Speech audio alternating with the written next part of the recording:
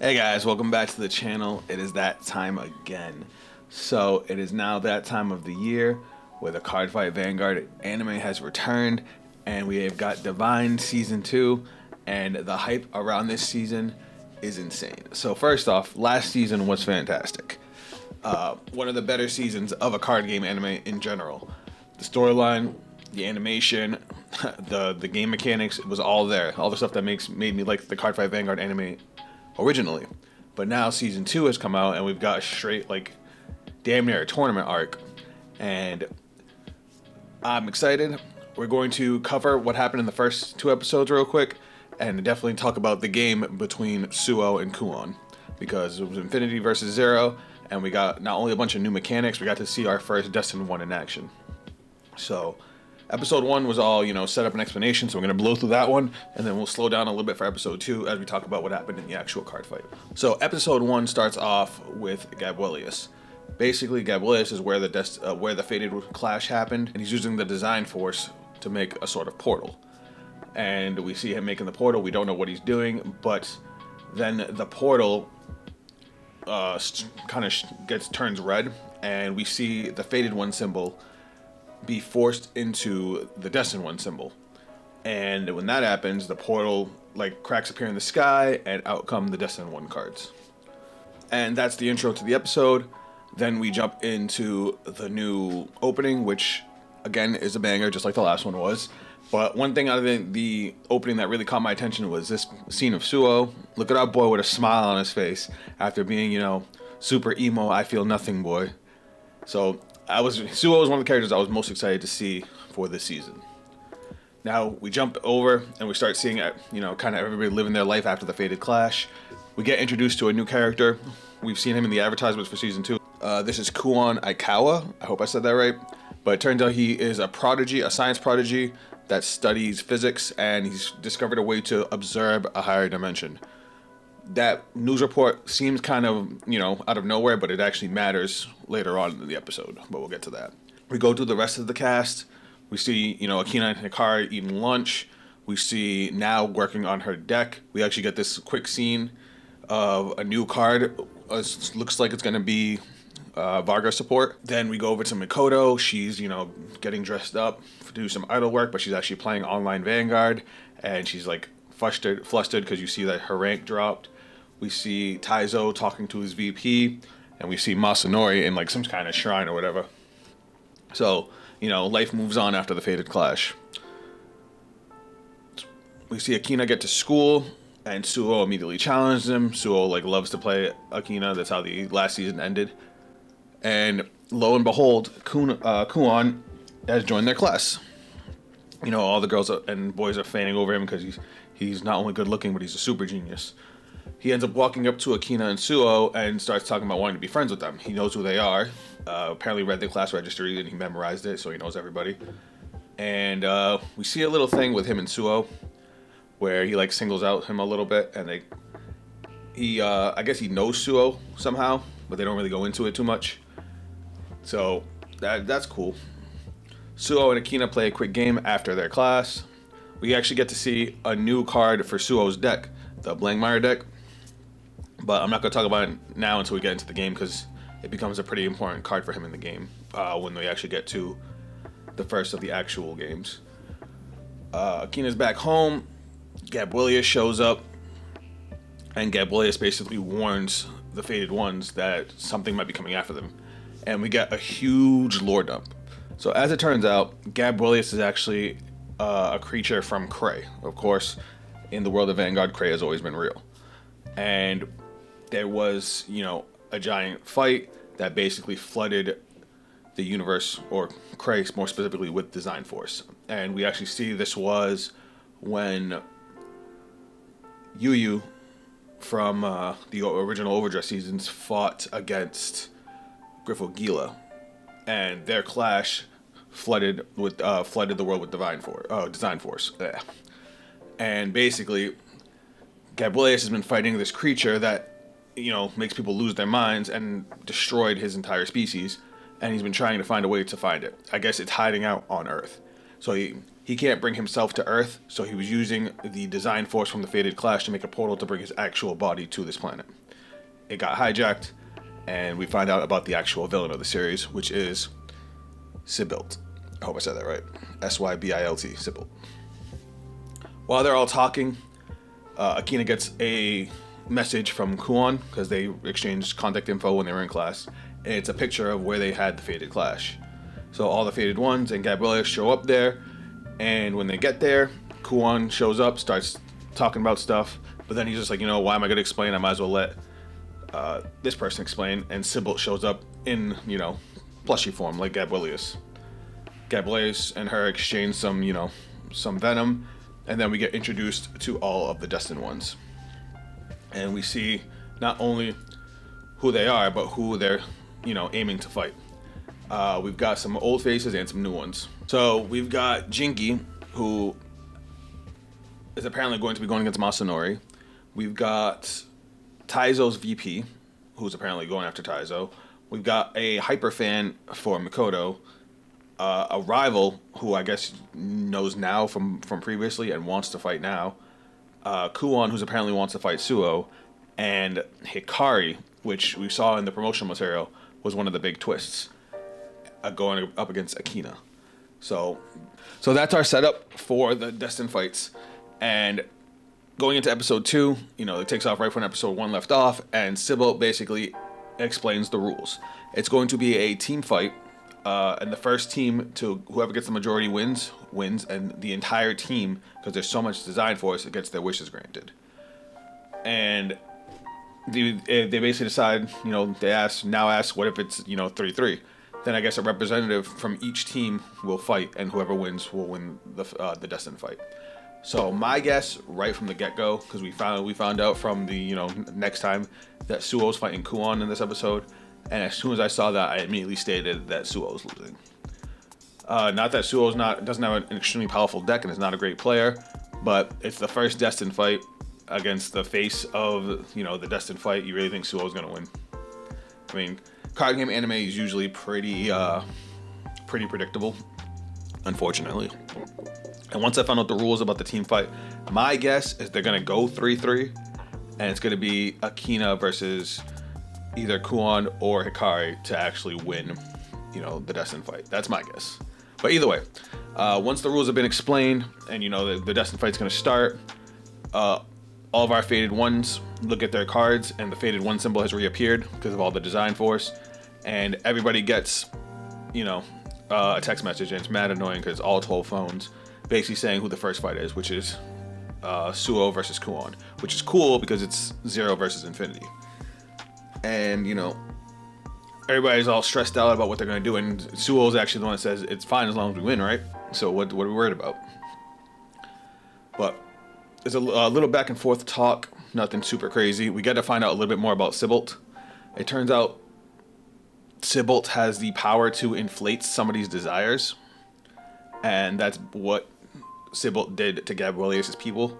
It amplified their desires until they basically lost their minds. Sybilt basically explains it as, it's not that she inflates their desires, she removes the thoughts that restrict them from following their desires. As she puts it, it's a spiritual awakening. But basically, she just makes them lose their minds. So apparently that's what she did with all the Destined Ones. And that's why even Hikari's there. She inflated Hikari's desire, which we'll explain a little bit more about that when we get to the end of the episode. But we're going into the fight now. This is where things get interesting, because when I saw Levidras in action, I don't normally like Stoatia, but I want to build this deck. But enough, let's talk about the fight. So, fight starts. We got this really cool scene, like they did in the last season. You know, when the fight starts, the back of their cards changed, or their card sleeves, and my God, those Destined One card sleeves go crazy. I don't normally like design sleeves like that, but I kind of want those. But we get to see their starters, and we go into the game. So first off, Kuon is going first. This is already bad for Suo. For anybody that's heard me talk about Blangdmire, I think Blangdmire has one of the worst divine skills, not because the skill is not broken, the skill's amazing, but because of the fact that you have to wait till turn 4 at a minimum to get it off. And the fact that he's going second means his opponent's already going to have Persona Ride and all that before he even gets to see that skill. So it kind of sucks. But turn 1, if you guys haven't seen my other reviews of Season 1, let me explain a couple things real quick. So from here on, it's going to be implied that not only do they draw at the start of their turn, they also set their energy generators when they ride grade 1 and the energy charge 3 every turn. They don't actually like emphasize it throughout the entire fight, but you see in some of the screenshots that they have energy, so they are doing it. It's just they're not announcing it. So just accept that they draw at the start of every turn and accept that they energy charge at the start of every turn. But let's go into the rest of the game. So turn 1, we get to see a little bit of Kuon's ride line. He rides grade 1, which is called Scorpiercer Dragon, sorry. But then he just ends his turn. Suo goes, Suo rides Hollow Raptor, obviously draws the card off the starter. He calls Mind Hacker, attacks with his Vanguard. Kuon doesn't guard, Suo doesn't get a trigger. Attacks with Mind Hacker, Suo guards. Damage is now 1-0, Suo's in the lead. Turn 3, this is we start seeing a little bit of interesting. Kuon rides the grade 2 of his ride line, Mantis Scythe the Dragon, which immediately made me think of like Scyther from Pokemon. He calls Hallucinatory Morpho, which is an actual card that's out right now. That card skills are gonna come in play throughout this turn and next turn. But then he calls 2 new cards we had never seen before. I'm pretty sure we'll get these announced on Tuesday. All the cards and effects that Kuon uses in this episode, I'm going to be doing my best to reverse engineer them, but we're going to be getting majority of them this Tuesday. So if you guys want to see how many I got right, I'll talk about those probably in this week's Vanguard stream, which is normally on Tuesday.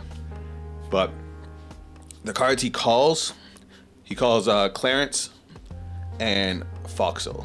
I'm assuming Foxel is like a Persona booster for Levidras, kind of like how all the faded ones have one that get a skill when they boost a specific card. That's what I'm assuming Foxel will do. Clarence, we actually majority get most of Clarence's skill on his next turn. So Kuon attacks with Clarence first, Suo guards, Kuon then attacks with his Vanguard, Suo doesn't guard, Kuon doesn't get a trigger. Kuon then attacks with Hallucinatory Morpho and uses its skill. So I'm going to talk about Hallucinatory Morpho skills real quick. So auto rearguard, when this unit attacks, if your drop zone has a blitz order, you can Soul Blast 1 and this unit gets 10k for that battle, which is what Kuon did. Its second effect, I'm also going to tell you guys now because it does matter coming the next turn. At the end of the battle that this unit attacked a Vanguard, counterblast 1 and bind this unit. Search your deck for 1 grade 2 or greater blitz order without Regalis piece. Reveal it, put it into your hand, shuffle your deck. If your drop zone has a blitz order, you can search for a normal order instead. So all that's going to matter come the following turn. But basically he just gives it the extra 10k, swings at Suo's Vanguard. Suo does guard this. Kuon ends his turn. The damage is now tied 1-1. Alright, so on to Suo's turn 4. Suo rides Vacant Fan, use Hollow Raptor's skill. For anybody that doesn't remember what Hollow Raptor does. Auto, when this unit is rode upon by Vacant Fang, you reveal the top 3 of your deck. You put all grade 1 or greater cards from among them into the soul, and you put the rest to the bottom of your deck in any order. And then if you put at least 2 cards, you get to draw a card. Suo moons the Mind Hacker back, and in front of it calls a new card. We saw this in his little practice match with Akina in the first episode. This is Vidrock Dragon. And Vidrock Dragon's already been announced, so we know its skill.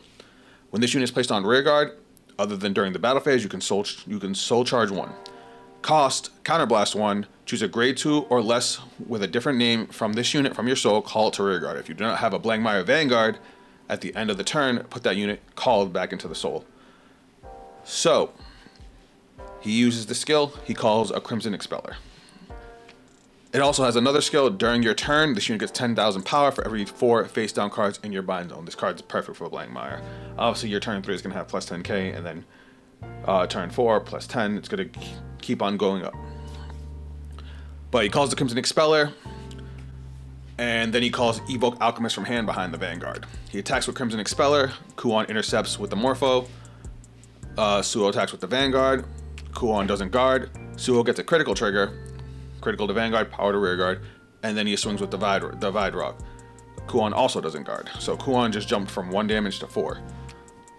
Suo ends his turn, the damage is 1 to 4, Suo's in the lead, like very far in the lead. But now, this is where things start going crazy. We get a little bit of out of game dialogue with Kuon explaining what his wish actually is. So they still kind of have Suo on this, I don't want anything kick, which I feel like by the end of this, he's going to end up wanting to get his memories back because apparently he's still missing a lot of his memories. But Kuon, apparently the reason Kuon has studied physics and interdimensional viewing and all that is because Kuon wants to go to Planet Cray. And if he wins this destined fight, that's going to be his wish, is to go to Planet Cray, which I think is kind of crazy and pretty cool, honestly, and I like his motivation. We get to see this as he gets ready to ride his Destined 1 card, Levidras. You see his eyes flash red, and I think this is supposed to be the influence of Sybil, amplifying that desire. But he rides his Destined 1, which is Destined 1 of Infinity, Levidras. And man, not only does this thing look cool, the way it works is interesting. So when he rides Levidras, he uses Manascythe's skill. He gets to check the top 5, and he adds hallucinatory Morpho from the top 5 to his hand. Now, this skill obviously is when you ride Levidras over the grade 2. As far as costs go, we don't really get to see a cost. I'm assuming it's a Soul Blast. It might be an Energy Blast. I could be wrong. And I don't know what the restriction is on what he can search. I'm assuming 2 or less. Or it might just be a grade 2. But he adds hallucinatory Morpho. And then we get to see Levidras' skill. And this thing is freaking cool. So this definitely costs a counterblast. You actually get to see his damage face down. Levidras has like 4 skills, and this is just the first one. He gets to put an Infinity Eyes marker on one of his rearguard circles and one of his opponent's rearguard circles. What do those things do? We will get into that. But the whole late game of the deck revolves around these Infinity Eyes markers. Kuon moves the Clarence back, and in the now open space, he calls a new card. And mind you, this is the Infinity Eyes marker he's calling it on top of. Anado Gaster. Again, brand new card. He uses its skill. He gets to look at the top 2 cards of his deck. He puts 1 into his hand and 1 top of his deck, and Anado Gasper gains 5k. He then calls the Morpho and another Clarence, and then he goes into his battle phase. He attacks with Levidras, boosted by Floxel. This is where we see Floxel's skill. He chooses one of his back row rear guards. It gains 10k and can attack from the back row, so he's already got a 4 attack turn. Suo doesn't guard. Kuon gets a draw trigger, and he gives the 10k to the Clarence that he just gave the ability to attack from the back row, so now it's a 28k attack. So Suo takes a damage, doesn't get a damage trigger. Kuon then attacks with Anado Gaster and uses Levidras' skill. This is where we learn the first of what these Infinity Eyes markers do. Whatever rearguard's on the Infinity Eyes marker that's attacking gets 10k, which is nasty. So now this is a 25k attack. Suo takes it, Suo gets a damage trigger. Kuon then attacks with the powered up Clarence. Suo guards with a draw trigger to 10k. So since you got the defensive trigger, that's now 33, which is enough to block the 28. Kuon then uses Clarence's skill, which we find out is after the battle. It moves into Soul, countercharges 1.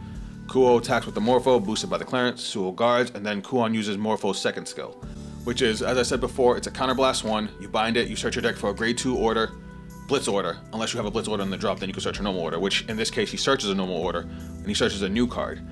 Now they don't tell you what this card's name is right now. They tell you it on the following turn, on his following turn, but I'll tell you what it's called. It's called Searching for Infinity Knowledge, and it becomes like part of his win con.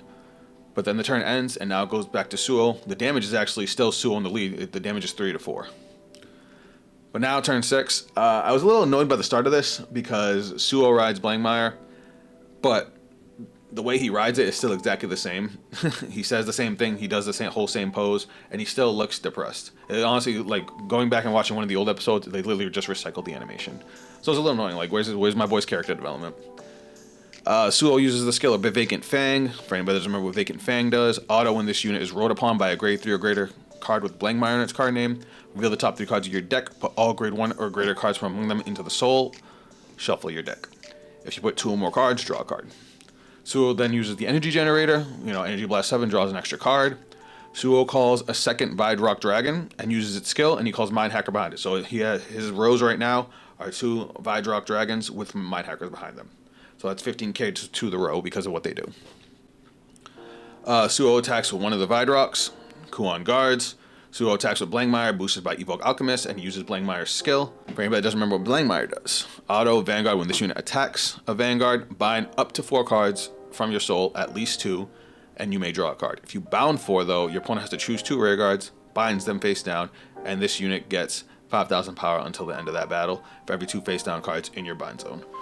My mistake, the 4 cards you bind go face down. And then, obviously, after that, he also uses Evoke Alchemist's skill. The 2 cards that Kuon decides to bind are his 2 back rows, because that's all he's got left. And then with Evoke Alchemist's skill, when Evoke Alchemist boosts, if you have a grade 3 with Blangdmire's card name, it gets 5k. And then Auto Rearguard, when it boosts a grade 3 or greater with Blangdmire's card name, it gets an additional 2k. And then if you have 4 more cards in your bind zone, you can counterblast one, choose one of your front row rear guards and stand it. And then if you have 8 or more cards face down in your bind zone, that unit also gets 15,000 power. So he ends up restanding the Vidrock Dragon that just attacked. Kuon uses a Perfect Guard to guard the attack, and Suo gets a front trigger on his Twin Drive. Suo attacks with the first Vidrock Dragon, the one that restood. Kuon doesn't guard.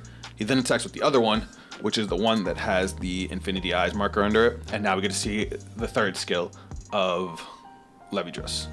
So when a card on top of an Infinity Eyes marker is attacking, they can the Levidras player can choose to have it lose 10,000 power, which is insane, and then they can actually remove the marker to draw an additional card. So he basically made it easier to defend and got a free card for it, which that was just nuts to me. So he turned a 43k attack into a 10k guard and was able to block the attack. But after that, Suo ends his turn. Now the damage is 3 to 5. Suo is still in the lead. So Suo looks like he's in a great place. But now things get cool. So Kuon Persona rides, and then we get to see Levidras' skill again. You know, he puts another Infinity Eyes marker. So his front row has Infinity Eyes marker, and he puts another one on the opponent's side. And then he uses Levidras' Divine skill. So I believe this was an additional counterblast, but Levidras' skill lets you put another Infinity Eyes marker on your board, another Infinity Eyes marker on your opponent's board, gives Levidras 10,000 power, and gives Levidras +1 critical. So he basically pumped his field by another 10k, pumped his Vanguard by 10k, gave himself a critical, and now if his opponent survives, he can now cut 2 attacks down by 10k. So this thing is nuts. And that's the last skill of Levidras. Thank God. Still, offensive power, defensive power, like this thing is really cool. Kuon calls a new grade 2, but he calls it into the back row on the left. It's called Huli, and uses its skill.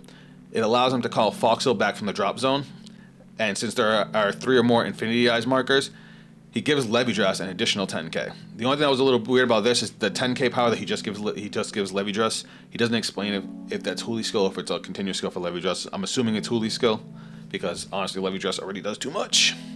And then Kuon plays the order that he searched last turn, called Searching for Infinite Knowledge, which allows them to call back an auto Gaster from the drop zone and gives it 5k for every Infinity Eyes marker in the same column as it.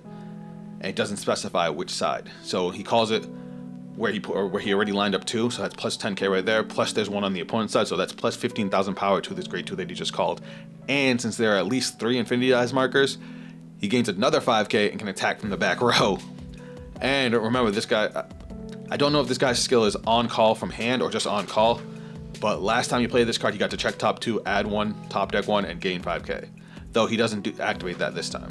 So it might just be when it's called from hand, which would be very much needed for the case of balance, because there's already a lot of cards in Stoition that can call from the drop. He lastly, in his front row, calls on Clarence and calls Custodial Dragon, which is the perfect card. Kuon attacks with Levidras, boosted by Foxel, and uses Foxel's skill, giving the Huli that he played in the back row the ability to attack from the back row, and of course plus 10,000 power. So now, not only does he have a critical Vanguard, he has 5 attacks total. So Suo looks at his hand and decides not to guard, and he's going to chance a damage trigger, because without the extra defense, he's not going to survive the 5 attack turn, especially with all the power boosts. But Kuon does unfortunately get a critical trigger here, and Suo goes from 3 damage to 6 damage. and Kuon takes the first of the Destined fights. But man, seeing Levidras in action was cool, and I can't wait till that card goes in simulators so I can play it. But we go back into the storyline a little bit. Suo's upset that he lost, and as Akina tries to comfort him, he basically explains that Kuon is strong, and now our Fated Ones are a little worried about how strong the rest of the Destined Ones are. We see Akina back home, and he tries to talk to Hikari, and Hikari kind of shuts him out. And when it comes down to it, Hikari's asking him what his wish is. And he's just like, I just wanted you to be healthy. And he's like, no, not a wish. She's like, no, not a wish for me. What's your wish? And Akina doesn't have anything to say. So I think that the whole reason that Hikari's here is that her desire for Akina to actually do something for himself is being amplified by Sybilt. And that's why she's joined the Destined Ones. She wants to kind of free Akina from the burden of taking care of her. But the last thing we see is Taizo talking to his VP, whose name is Kiyoma Kurosaki. I guess this guy's a Bleach character. But regardless, we see this little standoff, and he's just like, if anybody's going to be my rival, it makes sense that it's you. And they get the message about the next fight, and it looks like it's going to be Guiding Star versus Destined One of Scales, and that's probably the fight I'm most hyped for. And I'm so happy that it's the next fight, because not only do I love Wellstra, Blitz Arms is probably my other main deck right now besides Bob Saga. Like, I love playing that deck, but Destined One of Scales is the one I'm wanting to see the most, because you guys know I'm a Dragon Empire main, and if I'm going to make a Destined One deck, it's probably going to be that one. So, like, I'm so hyped for this next fight, and I can't wait for next episode. But I hope you guys enjoy this kind of format of this video. This is basically the end. We've covered episode 1 and episode 2, and I can't wait to see episode 3. But let me know your guys' thoughts on the episode. Let me know how you guys feel about these cards. But if you guys want to see more, hopefully I actually nailed most of these effects, but we'll find out on Tuesday. So if you guys want to see how many of these skills I got right, check back on Tuesday, because I usually do my Vanguard live streams on Tuesday. If you guys want to check those out, it's 12 p.m. Eastern Standard Time, either here on YouTube or over on twitch.tv/Zaffikel. We talk about cards, we talk about decks, we build, I play the viewers, and of course we're going to talk about this episode, and I would love to have you guys there. If you guys want to see some more of my content, obviously I have content that I post every day I'm not streaming. If you guys want to check me on social media, those links are down below. That is it from me. And I'll catch you guys on the next video. Later.